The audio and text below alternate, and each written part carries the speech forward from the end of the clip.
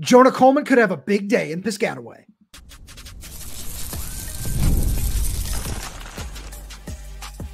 You are Locked On Huskies, your daily podcast on the Washington Huskies, part of the Locked On Podcast Network, your team every day. Welcome back into another edition of the Locked On Huskies podcast. I'm Roman Tomashoff. That's Lars Hanson. He's site editor with Athlon Sports' Inside the Huskies.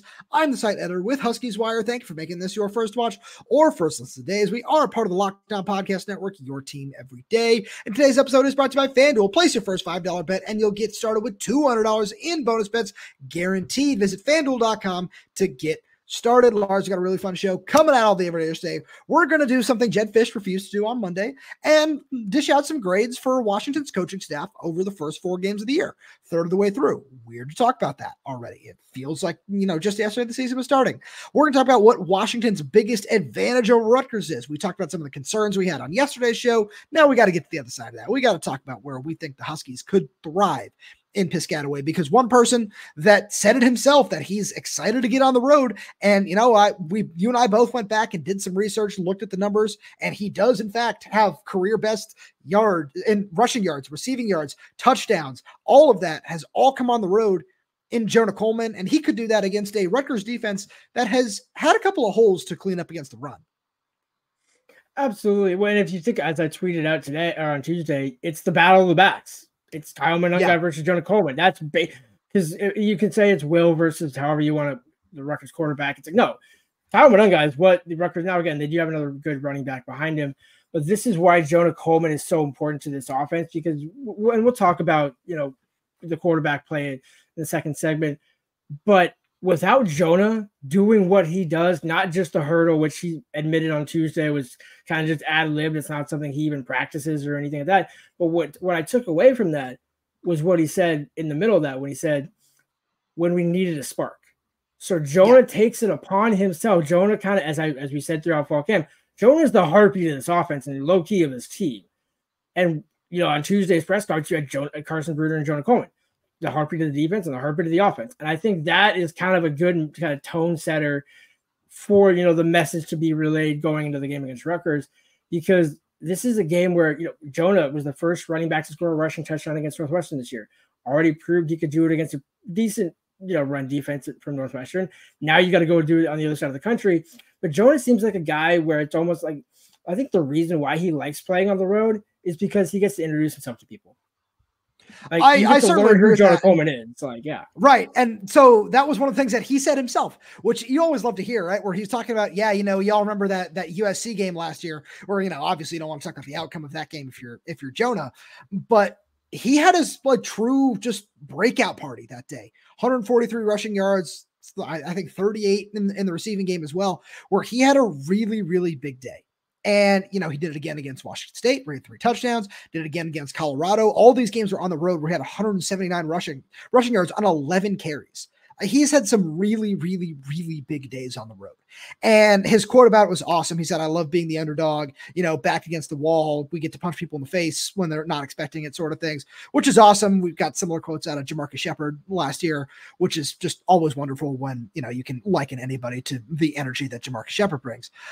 But one of the biggest things for me that comes down to this is, Lars, Rutgers has a really well-coached team. Greg Schiano is a very, very good coach. So I don't want that to get lost in anything that we're about to throw out here in terms of stats. But we look at the stats, and in rushing defense, just in the Big Ten, Rutgers is 16th. They are 90th nationally. They are allowing 161 yards per game on the ground. Now, they still, again, very talented team, very talented defensive line, front 7. Being without Mohamed Toure, who's somebody I was really, really high on coming into the year, is a bummer. I really wanted to watch him play, honestly, or I thought this would have been a really good matchup between Mohamed and Jonah Coleman.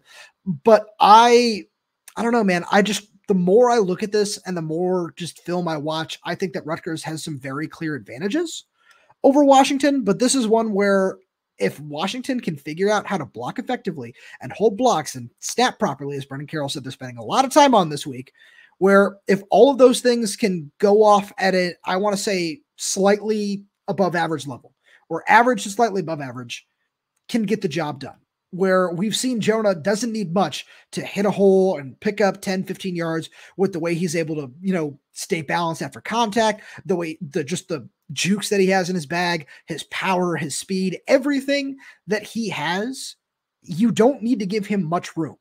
So it's all about just giving him a sliver, just a little crease to run through, and he could have a really good day. And I just think that with some of the holes that Rutgers, has shown to have in the run game over their first 3 games, that it's very possible that we see that on Friday. Absolutely. I mean, I'm glad because you said Rutgers ranks 90th in the country. Worst run defense you have played. Northwestern was 12th. It's current stats. So this includes what Washington did against Northwestern.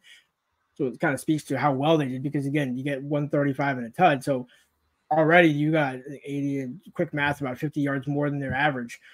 Eastern Michigan 54th, Washington State 84th, and Weber State, if they were in the FBS, they would rank about 177th, right between Nevada and Sam Houston State. So this is by far the worst run defense Washington has faced, which perfectly kind of sets up for what this offense, which we've said for the keys to the game, or what are we kind of the offensive keys, especially run the ball, just establish the run, get the offensive line confident, because if you think about, okay, what's more tone setting, pass blocking or run blocking?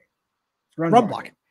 Absolutely. And especially on a Friday night in a blackout in New Jersey at Rutgers, it's like that is a game where Washington should just jam it down their throat and see what happens. That's not to say take the ball out of Will's hand. Will could still throw for 250 and 3 touchdowns or 2 touchdowns. Sure. That's kind of his mark. He can do way more than that, but in this offense, it seems like that's roundabout where he seems to kind of average out, which tells you got Cam Davis, Jonah Coleman, like all these guys, but everything starts with Jonah because Jonah is the tone setter. One thing that kind of, I think I tweeted that out, and I'm not sure if I already said it on the show, the fact that Jonah Coleman ranks 15th in the country in average yards per game, average yards per run. So I think 6.7 of running backs who have done more than 43 rushing attempts. So basically any lead back in the country, take it for what it's worth. Kyle Monangai is 20th. So you're talking about 2 very good backs. And the other thing to consider is, as crappy as Rutgers' run defense is statistically, they also face a Jonah Coleman level running back in practice. Same thing with Washington, where it's like, hey, we're going up against Kyle Monangai. We have Jonah Coleman, we have Cam Davis, we have Adam Muhammad, we have Daniel Ngata, who sounds like he's getting a lot of work on the scout team. And that to me is, it's a perfect situation to have where everything runs through Jonah, but Jonah's proven in the Wazoo game last year, after he goes for 320, 132 right against USC, only 70 yards against Washington State, but 3 touchdowns. He also had 98 receiving yards in that game too. Exactly. Well, and that's why, when you look at the rushing stats, it's like, okay, it's not the total rushing stats, it's the impact that is made. It's much like when you talk about targets to Jeremiah or things like it's how does it actually end up breaking down? Because you don't need to hand the ball to Jonah. Jonah is a very capable pass catcher, as you well noted. And so you don't necessarily have to feed the ball. If the offensive line isn't blocking or, not establishing that front, you can do a screen or a check down or whatever. It still gets you 10, 15 yards, and then you can try to get the run game going. So there's plenty of ways to do it, and it all starts with Jonah. Exactly. And that's the biggest thing, as you said, Lars, with him being the heartbeat of the offense. His whole thing all season he's been a tone setter. He was a major tone setter against Weber State, where he kicked the season off on as good of a note as he possibly could. He's been excellent in every game this season, where he's, had a couple of plays here and there, as every player has, where it's, you want to clean that up, you want to get that right. But he's still been excellent every single week. And however, though, I don't think you or I believe that he's the biggest advantage that Washington has over this Rutgers team, which we'll get to right after a message from our friends over at Roy, because it's time to highlight our Roy Player of the Week. Roy is a new platform that lets fans make contributions directly to their favorite athletes. Download Roy for iOS or Android and enter referral code LOCKEDON. You'll automatically be entered into a sweepstakes to win $5,000 cash. No purchase necessary, void where prohibited. This week, we've selected Jonah Coleman because he was just tremendous in the Big Ten opener against Northwestern. 103 yards, total yards, a touchdown, and that highlight reel hurdle that we just discussed.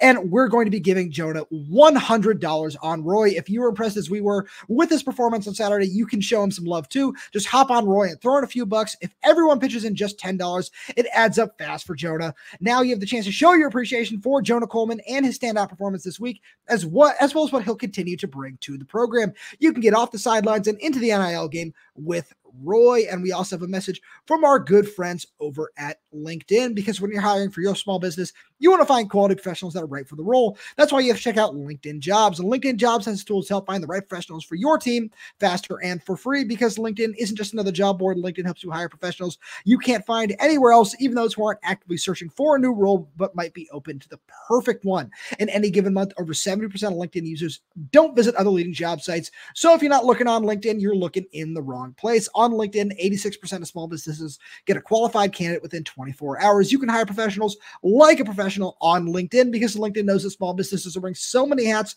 and might not have the time or resources to hire. That's why LinkedIn is constantly finding ways to make the hiring process easier. They even just launched a new feature that helps you write job descriptions, making the process even easier and quicker. You can post your job for free at linkedin.com/lockdowncollege. That's linkedin.com/lockdowncollege to post your job for free. Terms and conditions apply. So, Lars, when you look at this matchup, what do you think Washington's biggest advantage over this Rutgers team is? The guy next to Jonah Coleman, and that's Will Rogers. Okay. When you look at the quarterback play, and this is no necessarily shot at the Rutgers quarterback, and again, I'm just not going to try and pronounce the name. I don't want to disrespect the guy. But when you look at what he's doing, again, he's completing 62% of his passes, so it's not terrible, only throwing one interception, but there's not a ton of yardage. And because, again, everything starts with the ground game, that's where these small little details separate out, because Will Rogers can also win you the game with his arm. And Jonah Coleman can do it. Whereas Rutgers, I look at it more, not that they're one-dimensional, but they're certainly more run-oriented than they are at quarterback. And especially when now again, they're both senior quarterbacks, but you just look at the accomplishments of Will Rogers and you look at the, all the experience that he has versus you look at Rutgers starting quarterback, transfers in from Minnesota, 14-9 last year. Okay. But nowhere near the experience of Will Rogers. And so to me, you can list two starting quarterbacks, right? Washington has one, Rutgers has one.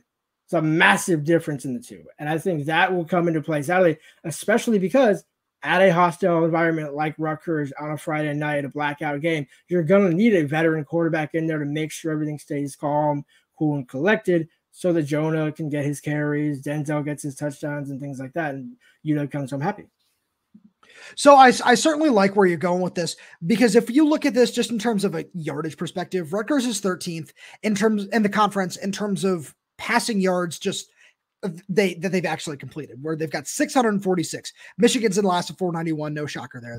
That passing offense has just been absolutely abysmal. But so I like where you're going with that. I actually went about this in another direction, where I want to talk about Washington's secondary against this Rutgers passing offense for similar reasons, where I think Washington's advantage throwing the football is really helpful. Whereas, look, as you and I just spent some time talking about, the biggest key in this game that I know, spoiler alert, wait for the Friday show.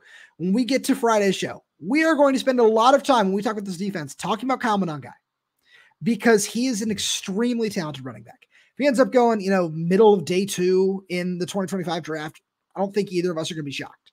And he's just a fantastic football player. I know both backs that they have over there are really, really nice football players. But if you can find a way to shut him down, and I'm not saying that, that's my prediction, that they're going to find a way to shut down Kyle Monangai.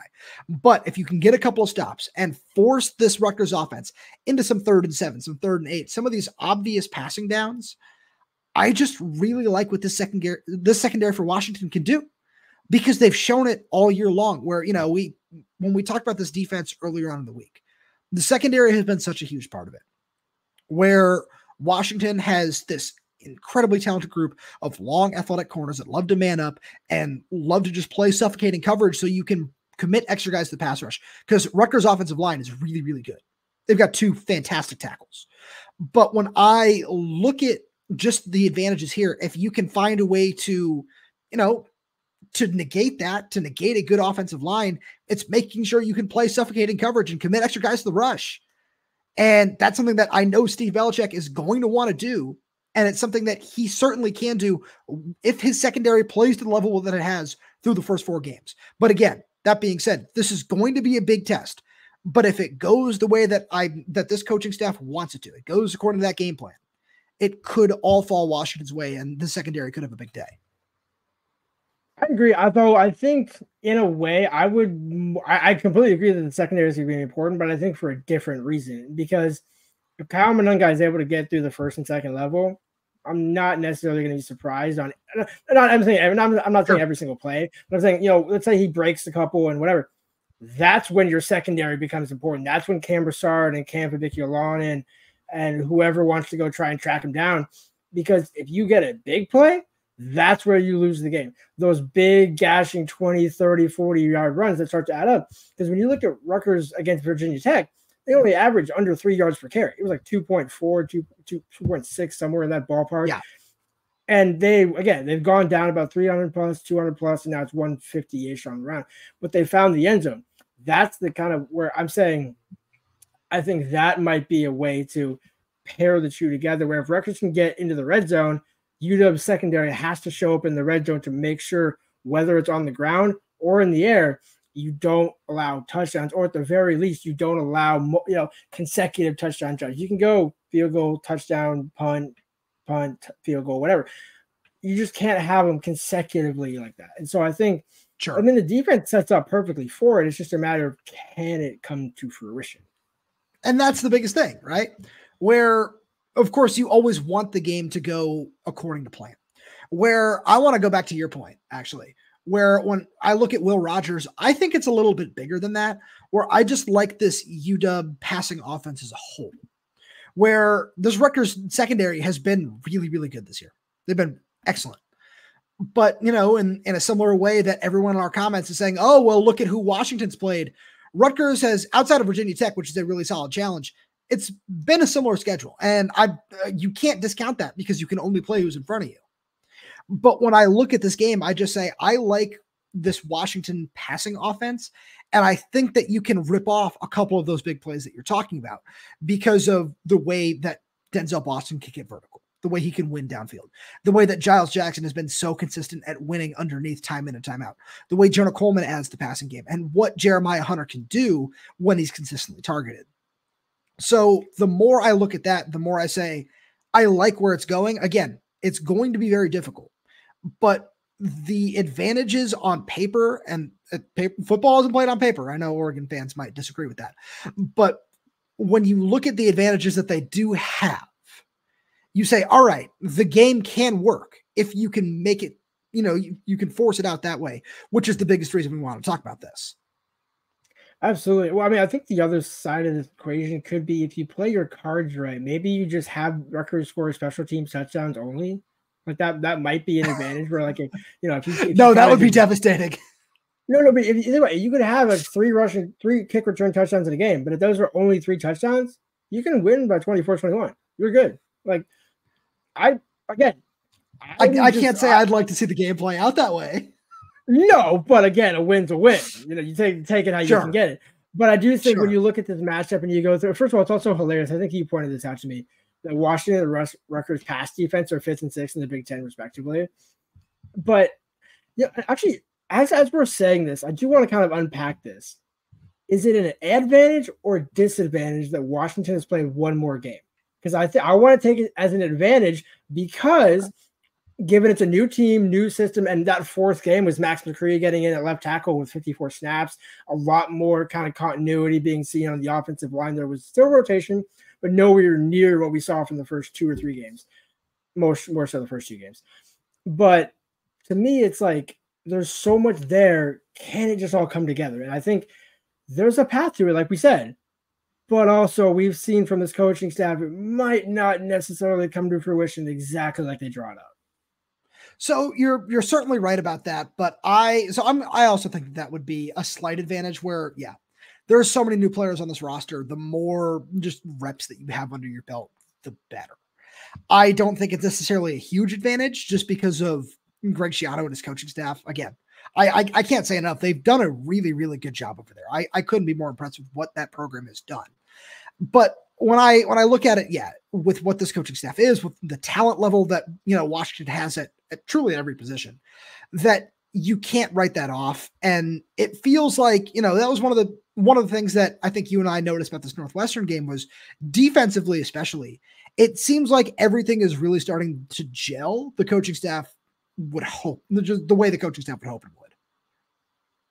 Yeah, and I think Carson echoed those comments on Tuesday, where the kind of the team and the defense just seems to be getting more and more connected with each game. You're still seeing some mistakes and some penalties and stuff like that, but they're not getting worse. I think that's the assessment. Where and they're certainly improving, but at the very least, you can say they're not getting worse. And I think that's especially with first year, bringing all these new guys in and mixing and matching. I mean, 3-1. Like, you can't ask. I mean, again, probably should be 4-0, which we'll talk about on the other side of this break, because arguably probably should be 4-0, but we'll see. Well, with that being said, let's get there. We got to give this coaching staff some grades, which we'll get to right after message from our good friends over at FanDuel. Hey, NFL fans, you can start the season with a big return on FanDuel, America's #1 sportsbook. So when you get a hunch in the middle of a game, you can check out the latest stats, view live play-by-play, and so much more on the same page where you place your bets. And you'll get started with $200 in bonus bets guaranteed when you place your first $5 bet. That's FanDuel.com. And we got some fun odds for you over here today on this here program where, I talked about Rookie of the Year the other day, and I got to go back to the MVP as well, because Josh Allen, he had a fantastic day. I think he's certainly should be the runaway favorite for MVP right now on FanDuel. So you should get those odds. You should go check out those odds and get that bet in now while you still have time. And I think you could say the same thing in the Rookie of the Year conversation about Jayden Daniels. I didn't necessarily know if that was the road I wanted to go down, because, we love Michael Penix here on this show, and he certainly deserved that Heisman last year. But with what Jayden Daniels did on Monday Night Football, he certainly deserves to be the favorite for Rookie of the Year, and you should go check out the odds for both of those over on FanDuel. So Lars, let's break this down for the everydayers. We're going to break this down into 3 parts. We are going to give the offensive coaching staff a grade, the defensive coaching staff a grade, and the special teams a grade. Let's start with the bad. Let's start on special teams. Then let's go offense, and then we can go defense. Where special teams, I'm going to give you the floor here to start. So it's a D, and it's a solid 60% D, where I don't think they've allowed a kick return touchdown yet this season, which is the only saving grace of why it's not an F. Correct me if I'm wrong, but they haven't, right? They haven't allowed no, they haven't, but I'll get there in a minute. But it's, again, it's, if not for Elijah, they would have. And, it almost seems like they probably have already allowed 4 or 5. And so to me, I mean, it's an F, but I'll it's a D because you haven't allowed a kick return touchdown, but it can't get much worse.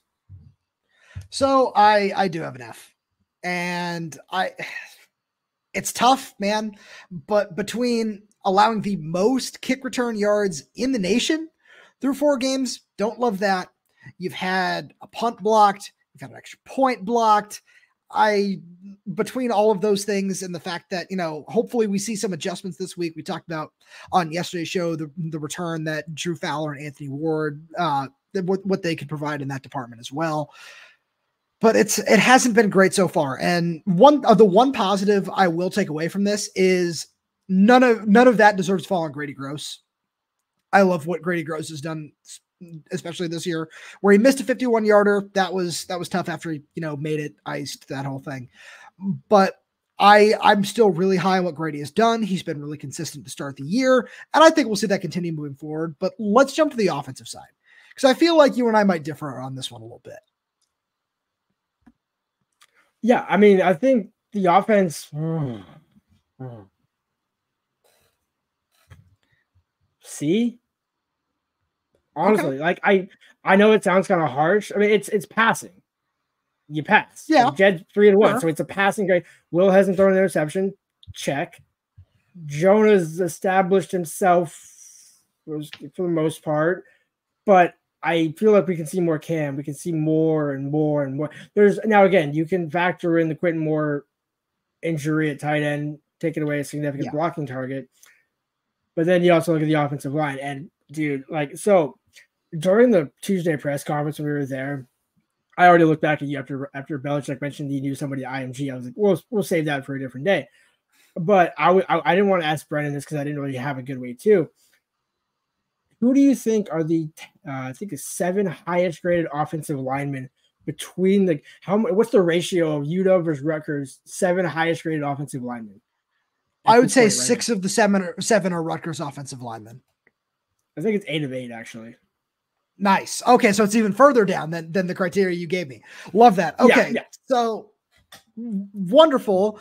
I have a B here where that the offensive line has been my one reservation. Well, that and one other thing that I'll get to in a minute, where I think that outside of a couple mishaps here and there, this has been pretty solid. Where, we've been very vocal about we want to see more Jeremiah Hunter. We've been very, very vocal about the play calling at the end of the Apple Cup, how we talked about all that. And the offensive line certainly needs to be better, as you said. But outside of that, this has been a very efficient offense. And I don't think that, a C, and no disrespect to your grade, I don't think a C does that justice, is my line of thought. Where, Will Rogers has not thrown an interception. His one turnover this year came on a bad snap that wasn't really his fault. So I don't necessarily fault him for that either. Outside of that, he's been one of the most efficient passers in the country. He has 2 of the 5 highest in terms of receiving yards wide receivers in the Big Ten. That's really nice. And on the ground, you can't take away, because if we're grading each of the players individually, like Jonah Coleman certainly deserves the highest grade, probably of anybody on this roster. So I think that plays into my assessment as well. So I have them at a solid B for the offense as a whole. You scored 1 touchdown against Wazoo, just so you know. Yeah, for sure. Like that. That's also why I have it as a C. Like, and that's not a shot at Dicker. Like, again, Dicker does a good defense over there, but like, there's enough horses on this offense with Jeremiah, Denzel, Jonah. I'll throw in Kalecki. I'll throw in Giles. I completely forgot Giles there. Sorry. But throw in Kalecki, throw in Decker, throw in Muhammad and Cam Davis. Only so 1 touchdown against Wazoo in your backyard is kind of criminal. You're right.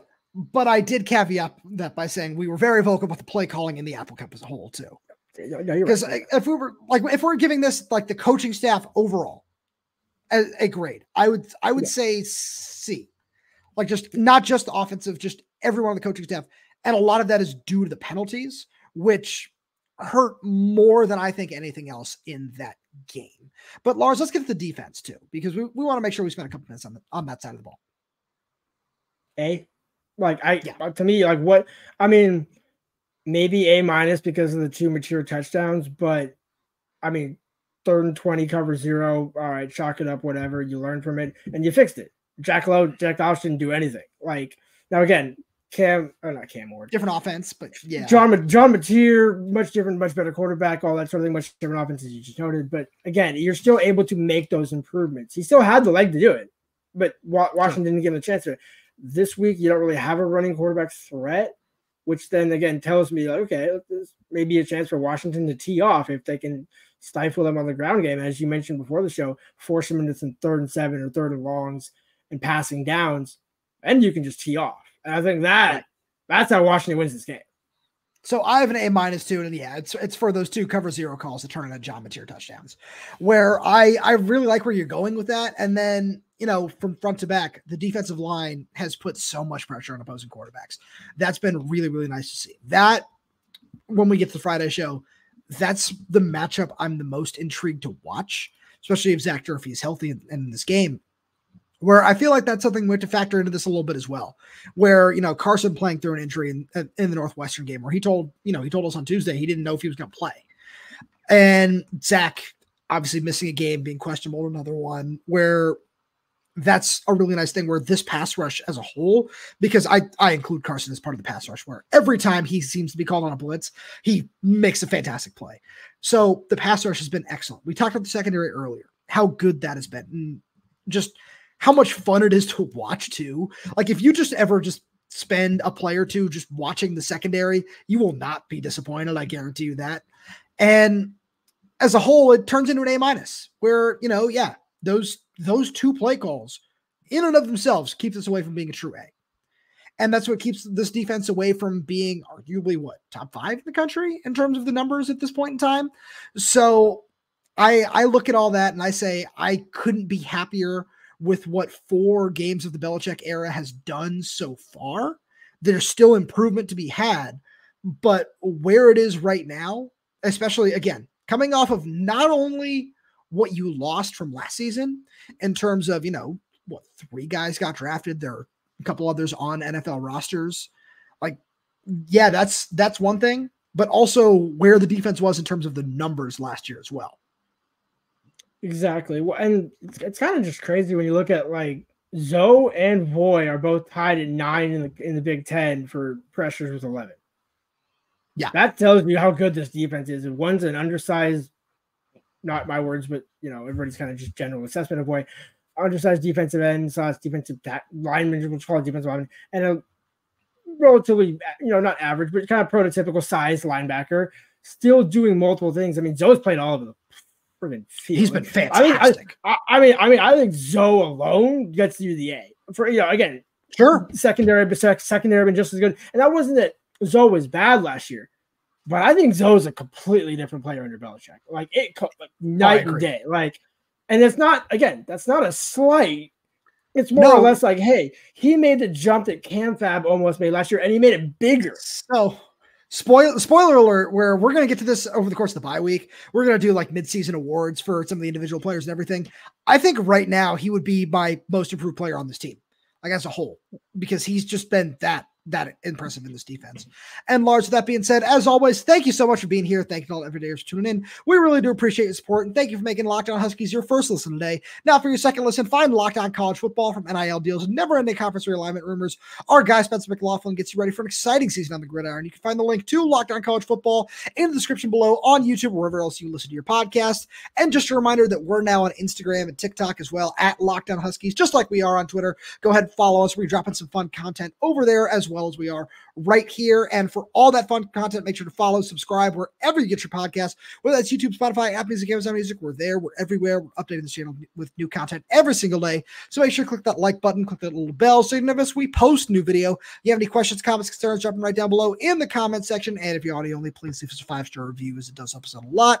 Thank you so much for tuning in, and we'll talk to you on